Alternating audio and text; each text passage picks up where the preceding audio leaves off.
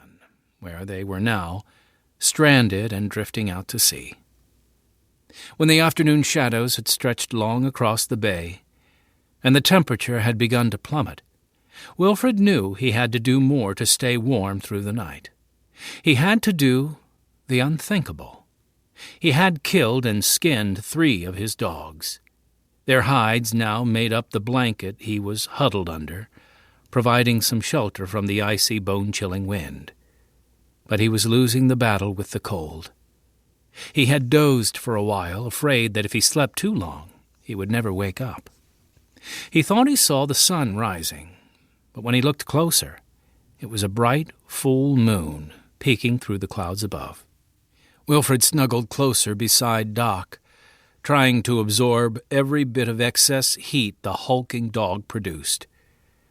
As he tried to drift off to sleep once again, the words of a hymn that he had sung as a boy back in Parkgate, England, began to play over in his mind. My God, my Father, while I stray far from my home on life's dark way, O teach me from my heart to say, Thy will be done. After a few minutes, Wilfred opened his eyes and looked up at the moon. So this is how it's all going to end, he thought to himself. How fitting that I should die on the ocean. His mind drifted back to his earliest memories as a child. They were of the sea. He had spent his whole life on or around the ocean. How he wished he were back in Parkgate right now, sailing on the estuary of the River Dee, in the Reptile with his older brother, Algernon. What a strange path his life had taken from those times, that he should find himself adrift on an ice pan off the Newfoundland coast, headed for certain death.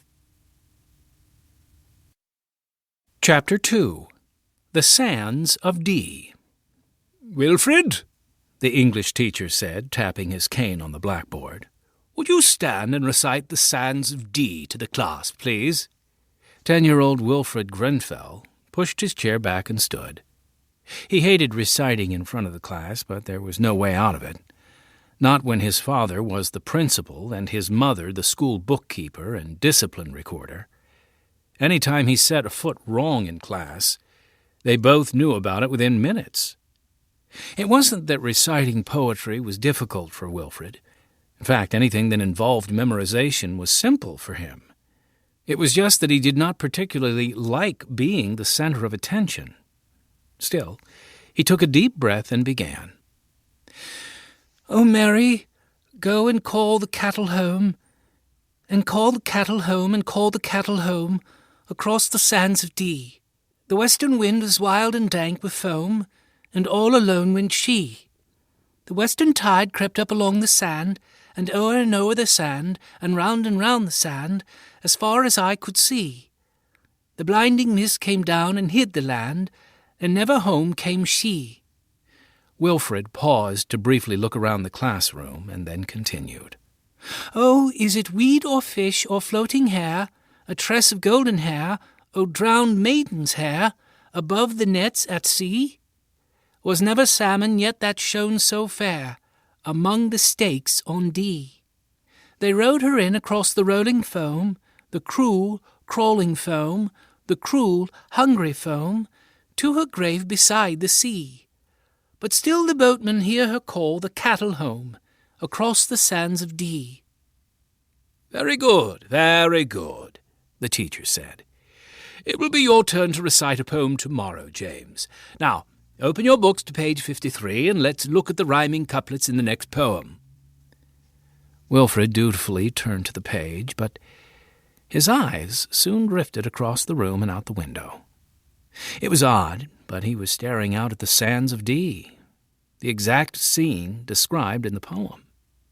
His father's cousin, a famous English poet named Charles Kingsley, had written the poem, in part to warn people about the treacherous waters of the River Dee estuary. Not that Wilfred needed a poem to remind him. He had walked out on the sandy stretch that separated his village of Parkgate, Cheshire, England, from the Welsh peninsula for as long as he could remember.